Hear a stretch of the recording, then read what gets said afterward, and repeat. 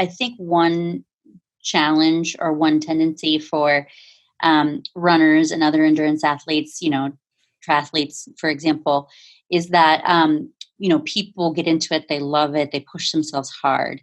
And I think there's not always a total understanding of the way in which load impacts us and the fact that if you put load upon load upon load, you're going to get in trouble. And like we physiologically, our bone health, our soft tissues, we can sustain load and sustain an amazing amount of load. We can go out and do an Ironman, right. for example.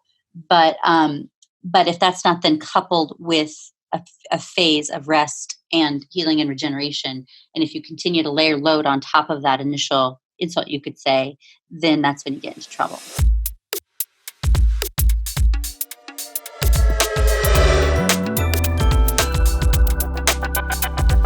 What's up, team? Welcome to another episode of the Run Healthy podcast presented by Recover Athletics. Dr. Sherry Blauett is a former wheelchair racer with 7 Paralympic medals and 6 World Major Marathon trophies on her mantle. She's also a physician in the Department of Physical Medicine and Rehabilitation at Brigham and Women's and an assistant professor at Harvard Medical School. When she's not working with athletes in the clinic, she serves on the board of directors of the Boston Athletic Association as well as the U.S. Olympic Committee. Sherry has researched overuse injuries in adaptive athletes and athletes without disabilities. And if you're looking for one person to talk to on the subject of healthy endurance sports, Sherry is that person. Today on the show, we talk about everything from her first Boston Marathon win to her thoughts on balance training to the time Morgan Freeman actually narrated her life. Sherry joined me for a conversation via Zoom, and I hope you enjoy it. Thank you so much, Dr. Sherry Blauett. Welcome to the Run Healthy podcast. We are super excited for this. Likewise, me too. Well, we love to begin in the middle of things. That's the way that we like to start these interviews. So the year is 2000. You've just won your first Paralympic gold medal in the 100 meters. 2 years later, you win your first marathon. Now, it's a story as old as time. An athlete gets older, gets more experience, they move up in distance. But the transition from the raw power 16-second event up to the hour and 45-minute event is kind of like an unthinkable transition. What motivated you to move from the sprints to the long distance stuff? Sure. Well, I think there's a couple factors that were at play. So first and foremost, I was a wheelchair racer, obviously. In the sport of wheelchair racing, as you learn the ropes, everyone starts on the track. The equipment itself is a little unwieldy. Like it takes a while to learn how to manage that three-wheeled beast. Totally. And honestly, it's not safe to be on the road when you're first trying to learn to do that. So all young athletes, developmental athletes move up with track racing. That's how you get to know the sport. So when I qualified for my first games, track racing was really all I knew. I hadn't done a lot of road racing yet at that time. And so I was riding the wave of what I knew and what I had been training in, all through my high school and collegiate experience. And at that time I was 20, right? So I was still actually fairly early in my collegiate experience. Right. And then riding on that success, Sydney in 2000 was really my entree into, international sport and being a player in international sport. And so once I had that exposure, obviously I began to see, I guess you could say, other perspectives and other opportunities, began to learn more about opportunities in road racing and obviously get to know other athletes and a broader perspective. And so started to train more on the road. At that time, I was at the University of Arizona. So it's a great place to, obviously it's a mecca of running and road training for cycling. Etc. And so, started to hit the road and get to know it a little bit and really fell in love with it, just in terms of not only the competition itself, but also, just really enjoyed it a lot more from a day-to-day training perspective. Sure. And interestingly, wheelchair racing, I always say it's kind of like a hybrid of running and road cycling. So, wheelchair racing is the correlate to track and field distances for athletes with a disability. So the options for the distances you compete in are everything from the 100 up through the marathon, and everything in between. But you do that in a piece of wheeled equipment. And so all of the dynamics of being in a piece of wheeled equipment are at play, and drafting is allowed under the rules of the sport. So even if you're a distance athlete and a road racer primarily, you actually have to have a ton of speed, because you could sit in the back of a pack for 26 miles and do very little. Right. and then have the most amazing 800 meters of your life and win a major marathon. Interesting. So, if you think about the final sprint of one of the stages of the Tour de France, like that's actually more akin to racing a major marathon as a wheelchair racer than it is than what you think of as a typical experience of running a major marathon. And so, so for that reason, being a good sprinter on the track is actually a fantastic skill to bring forward into road racing. And even if you are training to, be the women's wheelchair division of the Abbott World Marathon Majors, which didn't exist when I was racing, but does now, you still have to have a sprint in you, and you have to have an amazing top end speed. That's why some of the athletes that you see win, races like Boston these days are, they have the physique. They have that kind of blended physique of an endurance athlete, but also they're strong. Daniel Romanchuk or Tatiana McFadden, for example. I was going to say, I've sort of been in the presence of those two, and I'm like, wow, for an athlete who is dominating an event that is, in excess of an hour, when you compare it to like the winner stand for like the men's and women's marathon, you have some like pretty small ectomorphic type people. Totally. And then you have Tatiana and Daniel who are like, they're super tough. You're like, this is a heck of a sport. Oh yeah. So that's why.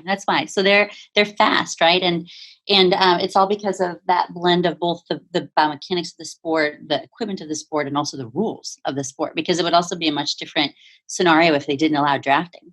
Yeah. Are there any do team tactics come into it at all? I mean, I grew up watching cycling before I started running. So like, are there like sprint trains and lead out men and that type of stuff? Totally. Yeah. Yeah. And I'd say at the World Marathon Majors, in some of our major marathons, not as much, but when you get to events like the World Championships or the Paralympics, where then you're competing for Team USA or Team Canada or Team Australia or whatever country, then yes. Super interesting. So an elite marathoner runs something like 100 to maybe if you're like an elite, like Kipchoge doing like 140 miles a week, training for a wheelchair marathon. What is your type of, like, what does the training look like weekly volume? It's got to be a lot.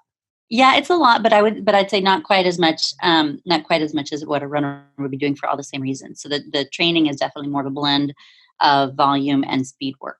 So, you may have a couple of days a week, obviously not back to back, but a couple of days interspersed without a week where you may be getting up to, anywhere in the range of 20 to 30 miles in a day. But then you're blending that with speed work. So for example, a lot of top wheelchair racers will train with hand cyclists or cyclists, where obviously because of the gears, their top end speed is going to be faster, but the training, basically involves sitting in the draft of a cyclist and riding their draft to work on your own top end speed and being able to sustain that top end speed. For example. That's when I was like learning a little bit more about your career. One of the first athletes that came to mind was Alberto Wantarena. Have you ever heard of Alberto Wantarena? He's like the only guy to ever do in the modern era, like in the 1908 zone, you have a couple of people who could like win lots of different Olympic events, but Wantarena in, I think it was 72 or 76, won the 400 and 800, which is totally unprecedented because you have one like fully sort of like majority aerobic event and then one anaerobic event. But it feels like the 800 meters is analogous to the marathon in that you have to have that super like power, but also a significant amount of aerobic strength to like set you up to deploy that power. That's exactly right. That's right. And I'd also say one last point on that is that, the peak of my career was in the range of 2000 to 2008. And really like my best years were 2004 to 2008 in terms of road racing. And, the sport has evolved a lot since then, and the whole world of wheelchair racing and Paralympic sport in general has evolved a lot. Now, there's no way you could go to a Paralympic Games and race the range of 100 meter to a marathon. And I didn't do that in one Games, but I did it within a fairly short period of time. But the field has evolved, and the field is much deeper now. I mean, part of the ability to do that at the time that I did it was also that the sport was younger. And the depth of the field was in a different place than it is now. Sure. Now you see athletes go to the Games, and the broadest span that you'd see athletes do within a more short period of time would probably be in that range of like 800 up through some of the longer road distances. Got it. But most marathoners don't dip below the 800 because that is really, you do start to get into a different Makes sense. Very Yeah. similar. So Yeah. I listened to a lecture you gave where you talked about one of those peak years, which was 2004 and your first Boston Marathon win. Mm-hmm. So that year's pretty interesting. Just looking back on the conditions of the race, winning time in the men's race, 2:10. That's slow. That's molasses for Boston, right? Yeah. It's Yeah. 87 degrees, crazy Hot. humid. Can you Crazy. take us to the second half of that race Yeah. and the last few miles? Yeah. So this is a good year for me. It was a hot year. Actually, wheelchair racers love hot because we're going faster. Right. And so we're going faster, and we're not in as thick of a pack, and so it's easier to stay cool. And just the mechanics of being in that chair, it's tougher when it's really cold. So, like if you talk to 100 wheelchair racers versus 100 runners, we like it warmer. So actually, the conditions that year were pretty good for us. It's a little warm, but not as bad as for the runners. And then we also had a tailwind, which certainly affects wheelchair racers more than it does runners. And so it's a very tailwind is an important element of Boston. Yes. The big days in Boston are like Ryan Hall, Bill Rogers, when you have like this howling wind behind you. I was talking to Bill and he was like, you take it. That's right. And then imagine you're Ernst van Dijk or Tatiana. Like when you're in a racing chair, it's all the more an advantage to totally. have. And so, so that year, I had raced my first Boston was 2003. I had come in and was runner up to Christina Rip, another American who won that year. And in 2003, it was actually a painful race for me because I had overall a great race, but had a little bit of a technical folly, like in one of the last turns. In the last turn to the left onto Boylston Street, and actually was right in her draft, and then lost her by she got like probably about a 6-foot gap around that turn, and then I couldn't get it back. So obviously, lesson learned there, and it made me very hungry to want to come back and not make that mistake again, but also win.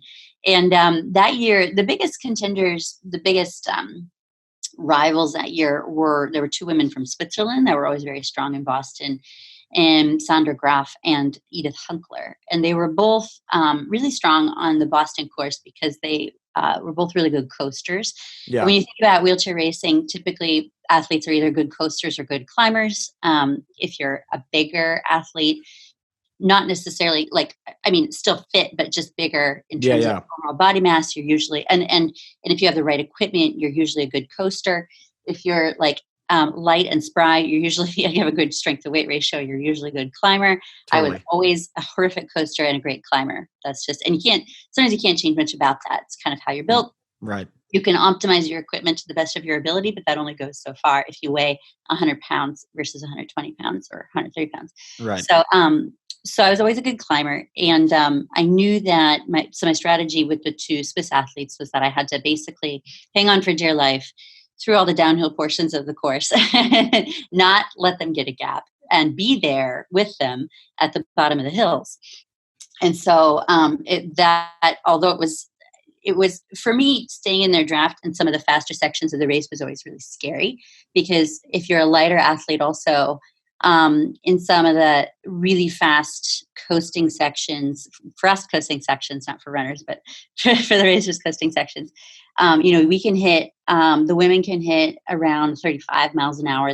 Big men can hit almost 50 miles an hour. Yeah. I remember seeing you come by in Falmouth, and I was like, even on that little bit on Grand Ave at the end, I was like, Sherry's hauling right now. And that finish line, it's like straight downhill finish line, and then the corrals. So I was like, somebody is going to get injured. Like the people need to be ready right now. Right. Totally. So, so because of that, it's scary. It was scary to try to stay in their draft, because if they're a little heavier, they're also a little more grounded. So for me, I was always light, and all those little bumps and undulations of the road when you're going 35, you catch air, and when you catch air, you lose control, right? And you come down, you literally like saying some Hail Marys on those hills. Yeah. And so I stuck with them, said the Hail Marys, and was right with them in Newton when we made the right-hand turn down to Com Ave by the fire station. And I knew then that I had a chance to win, because I had stuck with them, and I knew I was a much better climber. So when we hit the bottom of the hills, I just, hit it. And I still had pretty good reserve, and was able to get a massive gap on the hills. And the other good climber in the race that year was Christina, the woman who had won it the year before. And she actually flatted somewhere around mile 12 or 13. Interesting. She was out of it. And so I knew the combination of the fact that I was able to get them on the hills and the Swiss women on the hills, and the fact that Christina was out of the race meant that I could win. And so I worked through the hills to get the biggest gap possible, so that then obviously if you're a good climber in that section, you want to get the biggest gap possible. Yeah, you got to make up some minutes. They're going to be catching you again in the flat section towards the finish. So had a great gap at the top of the hills, and then just put every single ounce into it in that last flat section as you come into Beacon Street and then to the finish. And I knew that once we got into the final sections with the last few turns on, coming in on Comm Ave and then onto Boylston, that I still had a pretty good gap. And in wheelchair racing, you can keep pushing and kind of do this move where you kind of look under your armpit and you can see without stopping, you can see where they're at. And I did a couple of those and didn't see them anywhere that really close. And so when I took the left onto Boylston, I knew that I had it. And that was probably one of the more amazing moments of life. Yeah, that's the ideal. That sounds pretty good. It's definitely not one that I will experience. I can be fairly confident of that. But I feel bad for someone who wins this is going to make me look so bad. But whoever dropped DeSissa in the last Chirono, whoever dropped DeSissa in the last 2 meters, it's like you don't really get to enjoy any of that. Yeah. Compared to Des, who's coming down and getting the crowd going, Yeah, I mean, the ultimate is when you were you have the win. Or when you turn onto Boylston and you have that whole last stretch to just think about that. Yeah, that's a pretty awesome moment. It's amazing. It's amazing. And so you went on to win 5 more World Major marathons, or what are now a part of the Abbott World Majors series. That Boston race, do you look at it as as a stepping stone or a breakthrough moment, or Definitely. Still the pinnacle of the career? Yeah, no, well, I think I would still call it the pinnacle because I think it was the most significant moment in my career. Not because I had other good races after that, but it was definitely the breakthrough in terms of having that reputation and respect in the sport. And also I think, for me as an individual in personally feeling that I had a ride and then carrying that confidence forward, because that's also part of it too, is right. Oh, for sure. When you break through to having that understanding that you're there and you're literally, the one to beat and at the top of your game. Totally. That kind of leads nicely into my next question. So you're at the top of the sport, and obviously you're pushing yourself to a pretty serious limit in competing with these athletes from all around the world. You're doing a sport which is kind of an interesting dynamic. Body is definitely learning to do something that it doesn't just you don't grow up, start walking, mm-hmm. and then you can start running. It's you're learning how to do something new. What about mm-hmm. setbacks? Were overuse injuries a problem? Did you have any big ones throughout your career there? Of course. Yeah, of course. So for the sport of wheelchair racing, the biggest areas where people experience overuse injury, myself included, obviously the upper extremity and also your back. If you think about the way we sit in those chairs, it's totally not meant to sit that way ergonomically. And so for me, it was always the patterns were a little different dependent on what training phase. So if I had a bit of an off period and was getting back into the chair to start to ramp back up, that would be always a high risk time for back pain, because being in that position day to day takes training to tolerate in and of itself. And so that would always I would always have to work through that for the first, I'd say, month or so, getting back into a training cycle after an off period. And then it would usually kind of sort itself out and calm down. And obviously with, good maintenance and rehab, et cetera. Right. And then the other area is upper extremity and shoulder. And interestingly, a lot of adaptive athletes, shoulder is always a high risk area for injury, particularly for athletes who are wheelchair users, day to day, just for day to day function. And then also are putting demands on the upper extremity for sport too. And wheelchair racing isn't actually the highest risk sport in that regard. It's more so sports that involve throwing and overhead motions, the field events in track and field, even wheelchair basketball, sitting volleyball, other sports where you're doing that like upper extremity overhead mechanism. Right. But I would certainly still feel it quite a bit. And not only just in training, but also it was interesting because when it would ramp up a little bit, it was always like a thing throughout the day. And one of the things that bothered it the most wasn't necessarily being in the chair and racing and training for racing. It was like what you do outside of sport that would sometimes bother it even more. Yeah, that's any of these endurance sports. It's very hard to rest because you're putting yourself like, this is how you get around. Like, right. It's not like, like in tennis, you have a shoulder issue. It's like, okay, whatever, you don't play, or like you do some rehab or whatever, but it's like you're running of an Achilles injury. It's like, you can't really get away from that. Like, you got to walk up the stairs. Exactly. So same thing for the upper limb for a wheelchair racer. And so one of the highest load activities that a wheelchair racer does day to day is what we call transfers. So that's like getting from point A to point B. So like me as a wheelchair user, when I get into bed or when I get into my car, I have to lift my body weight from one to the other. And, your shoulder's not meant to bear that load. Like if you think about in someone without a disability, your shoulder is a joint it's actually designed for having a significant range of motion, right. But it's not meant to bear weight. But we transition it, we make it a weight-bearing joint in wheelchair racers. And when we're making it weight-bearing is when we do those transfers. And that's actually usually the thing that causes the most pain when you have an upper extremity injury. And so rehabbing an upper extremity injury isn't just about backing off mileage or volume in training, sport-specific training. It's also about thinking about, like, throughout the day as I go about my daily business, whether it's going to school or work or cleaning the house, like whatever it is, how do I minimize the number of times I'm having to do those transfers and putting that load through the shoulder for that reason? And that's a big part of it. Yeah, that's fascinating. And adaptive sports in general, there must be an entire ecosystem of experts in terms of the injury aspects of the sport. Like in running, when athletes have bone injuries, it always is like, you go into Runner's World and they're like, they went to see Adam 1040 in Boston. It's like the big bone guy. So I wonder, like, who are the gurus? Are you currently one of the gurus? And who did you go and see when you had those issues? Or was it stuff that was just based on like personal experimentation?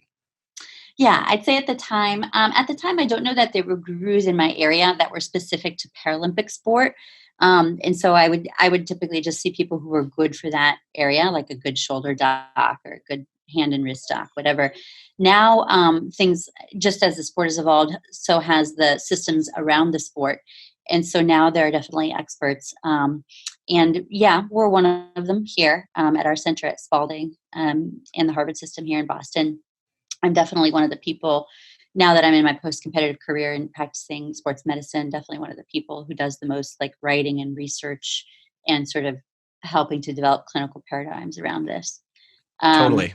And that's why we know, that's why we have progressed our knowledge regarding things like this concept of the weight-bearing shoulder. How do you, in elite athletes with disabilities, like how do you find that balance between daily function and sport-specific training, and what's unique about that? We're doing a lot of work around that. Yeah, and I read some of the papers that you'd published, and a lot of it is on establishing proper biomechanics in athletes, adaptive athletes, and also on athletes that don't have a disability.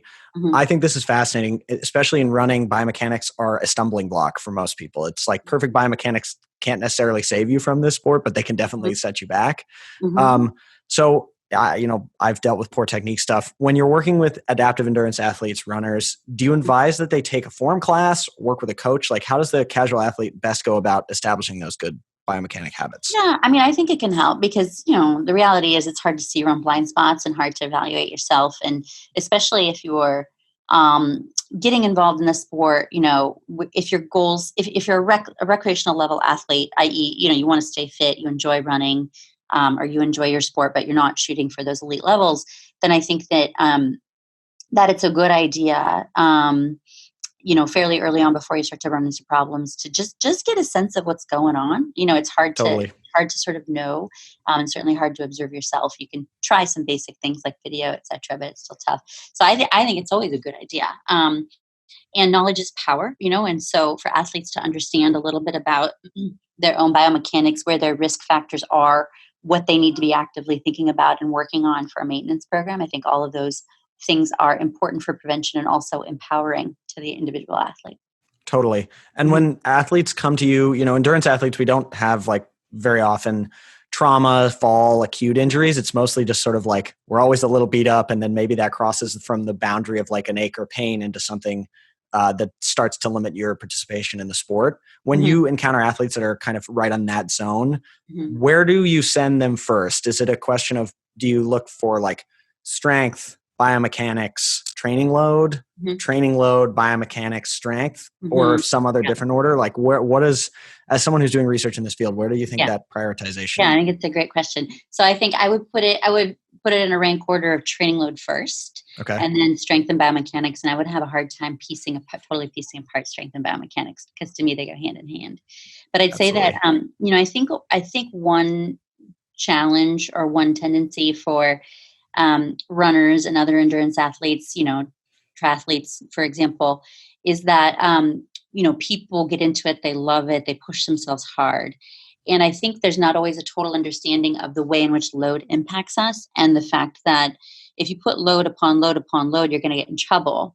And like, we physiologically, our bone health, our soft tissues, we can sustain load and sustain an amazing amount of load. We can go out and do an Ironman, for example. But if that's not then coupled with a phase of rest and healing and regeneration, and if you continue to layer load on top of that initial insult, you could say, then that's when you get into trouble. Yeah. So when I see, my practice here in Boston, my sports medicine clinic, I don't see Paralympic athletes all day long. I see normal athletes, and we have this conversation all the time with regards to, why an injury may have occurred, but also like the underlying physiology of that injury. And one of the common denominators in many cases is certainly cumulative load, and not understanding that for those times in which those phases which we push ourselves, we also have to give ourselves a phase to recover. Yeah. And so that principle, I think, is really powerful and kind of underpins everything. And then I think if you can kind of nail that in terms of the load and recovery cycle, then I think that layering on that, when you're facing an injury, that's like number one principle. And then if you're still, say you've nailed that and you're still experiencing injury, then I think the next phase certainly is thinking about biomechanics and strength. And to me, those go hand in hand, because most of the reason for poor biomechanics is poor strength. Like, you're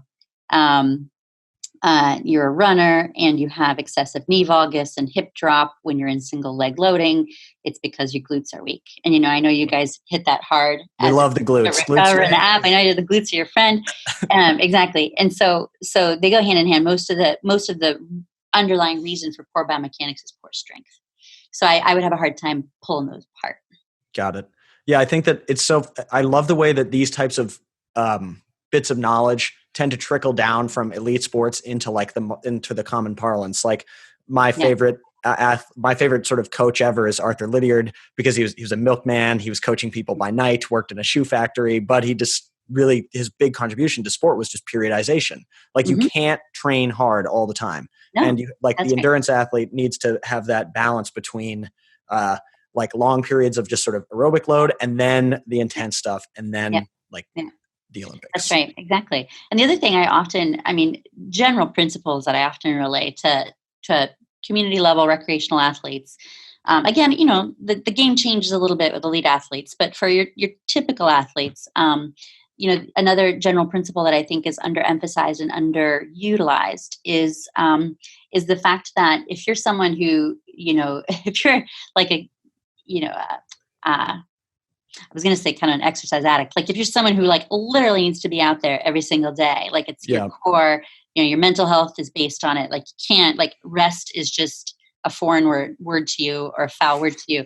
Then, you can still be that person, but you'll do a lot better with a blended set of activities. So if you need to get out there every day, don't run high volumes every single day. Blend that with swimming, blend that with cycling, blend that with erging, blend it with other things that use other mechanics and other muscle groups, and you'll be more successful over time. Yeah, I think that Americans, we see that especially in our high school athletes. Like I was Yeah. just talking the other day about Alan Webb, who like had these crazy results in high school, and he was running. Obviously, he's running gargantuan mileage, but Yeah. for compared to maybe like a Japanese high school runner or something, he was swimming all the time. Like he was Yeah. an aerobic junkie, but you're not kind of like isolating that. Or we had a conversation with Frank Shorter, who's doing like 150 miles a week, but he's also like, yeah, but I was doing hours on the bike too, and I was swimming a lot. Yeah. Like that's Yeah. sort of, and he was like, and I never got hurt. It's like I wonder if those two Yeah. things are correlated. I totally think they do. Yeah. And, it also corresponds to some of the literature and research when we think about like the development of young athletes and youth sports specialization, wherein we know that,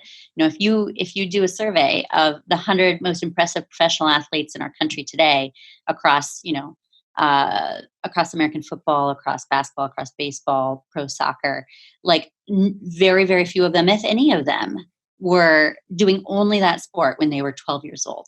Like Totally. almost all of them came up through a system where they were balanced. They practiced a number of sports. They developed great skills and agility and strength with a blend of activities that helped them to avoid career ending injuries early, right? And Absolutely. because they maintained that blend of activities, it enabled them to become skeletally mature and strong. Most men don't become totally skeletally mature until their early 20s.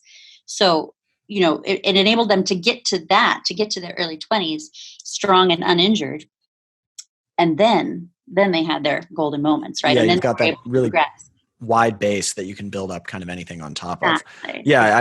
Yeah, I mean, I worry that this podcast is going to devolve into me talking about like the golden era of New Zealand running in the 1960s. But Peter Snell was a rugby and tennis player, and then they turned him into an Yeah. Olympian, an Olympic gold medalist in like 3 years. That's So right. it makes sense. You have that broad spectrum. It reminds me of Range, that new David Epstein book, who seems to be Yeah. like the go-to like pop culture running commenter, That's and he right. just writes Yeah. these books that aren't really about running, just so he can write about running. And like any sport that doesn't like kind versus wicked learning environments. So like the violin, very kind learning environment. It's the same every time, but Mhm. the piece is written like playing it over and over again will work.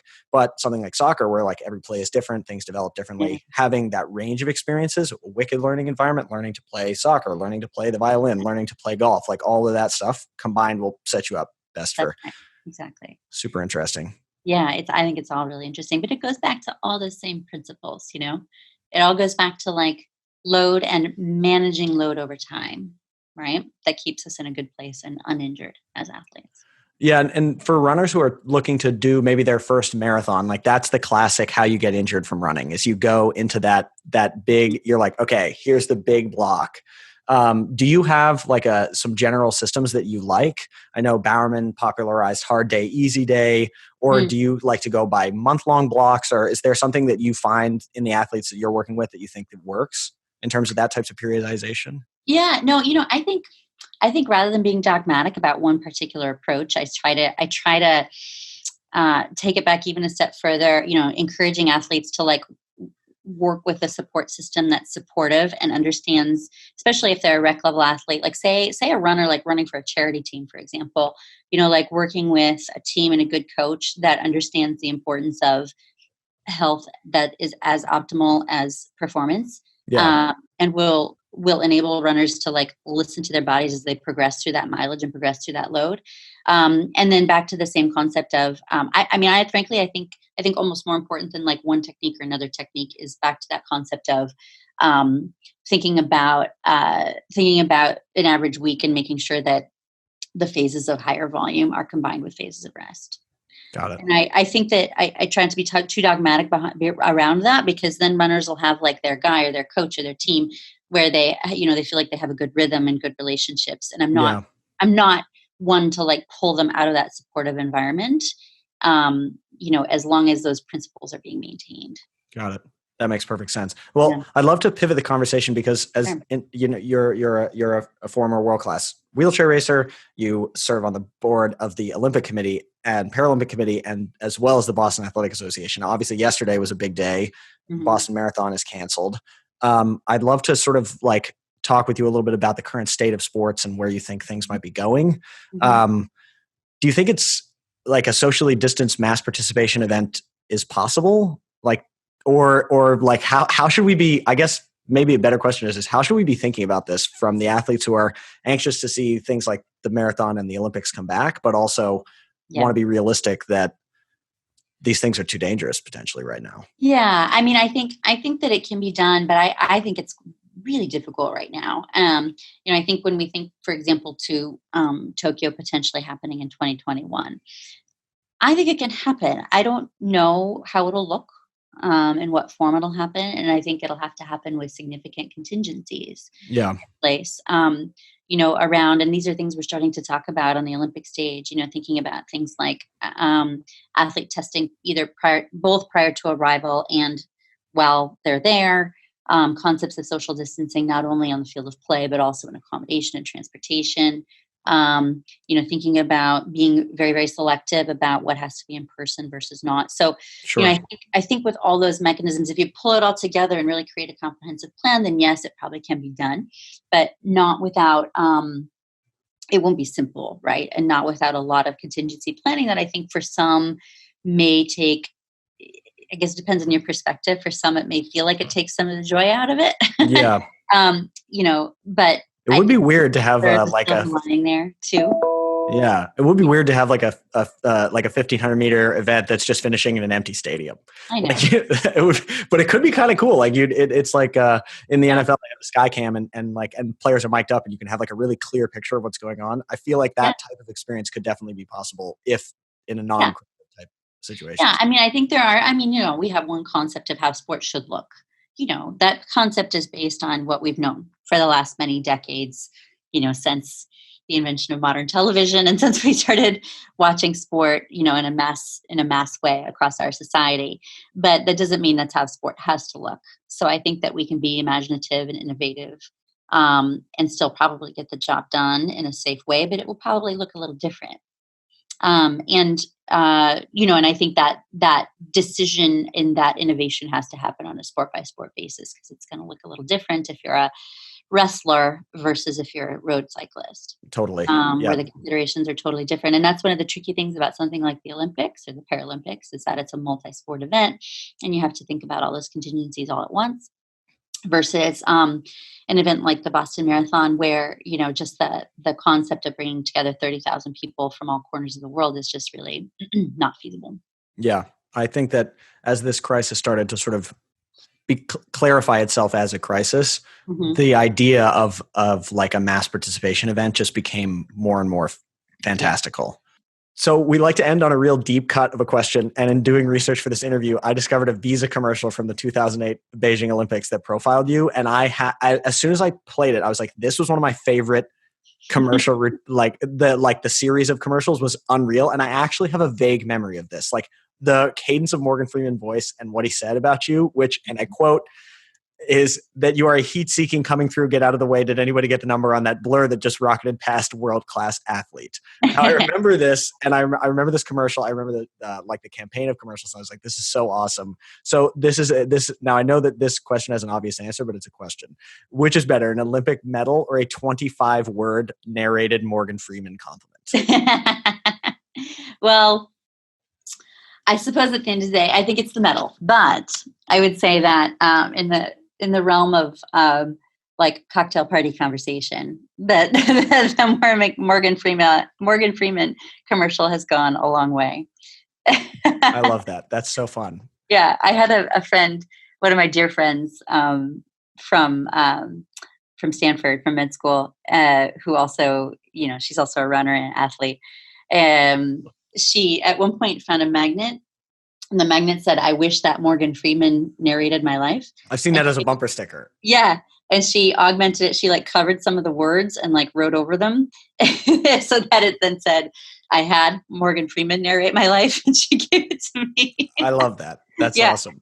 And so just, those moments, it's just led to all sorts of funny, pithy moments over the years. And that definitely, when you think about those moments in time that you'll never forget, that was certainly one of them when I found out that was going to happen. And when I opened the video and watched it for the first time, it's certainly one of those very surreal, you can't make this up moments. Totally. Did they send it to you beforehand, or did you just have to watch it? They're the men are lining up for the 100-meter dash. Usain Bolt is about to like run the craziest race in history. And then they cut away and then you're there. Like, did you get it beforehand or was it something that you found in real time? Yeah, no, I got it beforehand, but Okay. not much before. I think I saw it, I guess it was a couple months before. Like, because they, of course, had developed the whole campaign in prep for, and they played it, they had it airing for several weeks before the games even started on NBC. Totally. So, no, I actually remember the moment. I was at a training camp in Switzerland in May of 2008. High altitude? High altitude No, it type wasn't thing? altitude. Okay. There were some components of that, but I was actually at it was a series of races that had a combined track meet and a marathon. Back Cool. to our initial question, that the U.S. team often would go to do, like if you were on the elite team, that was often part of our sort of circuit, I guess you could say. And so we were over there for that event, and I was, it was just a random day, I think, after training, and I opened my laptop and I was like, oh, this is okay. I got the email. And the person at the time who had sort of negotiated that agreement with Visa sent an email, and all it said was like, Sherry, they're going to use you. I was like, oh, that doesn't sound great. And then I opened it, and that popped up. So I had no heads up that was going to happen, or there was no like, oh, they're thinking of making this commercial, and oh, it'll, you'll see a draft in 2 weeks. There was none of that. It was just like nothing to then that. That's the equivalent of like being on the Wheaties box. Honestly, it's way better though. Like Morgan Freeman's Wheaties box, no question. Yeah. Well, Sherry, thank you so much for joining me. This was a super great conversation. I'm sure people got a lot out of it, and I'm excited to get it out there. We will definitely be using the Morgan Freeman commercial as a marketing tool. Like, there's just no way we can't. It's so cool. Do it for sure. Awesome. Thanks, Nick. This was really fun. Well, team, thank you all for listening to that great conversation with Dr. Sherry Blauett. Her story is incredibly inspirational, and her work is super informative for athletes. It takes an athlete to know an athlete, especially an injured one. Sherry is an official advisor to Recover Athletics and has provided a lot of great feedback on the design of our app. Many of the features she's helped map out, including tools to help athletes identify possible bone stress injury, as well as information as to when they should see a doctor, are coming soon. Check us out by searching for Recover Athletics in the Apple App Store or visiting recoverathletics.com. If you're liking the show, please do us a favor and share it with a friend. We won't stop until every runner has the tools they need to run injury-free. Thanks for listening, and we'll see you on the next show. Same time, same place.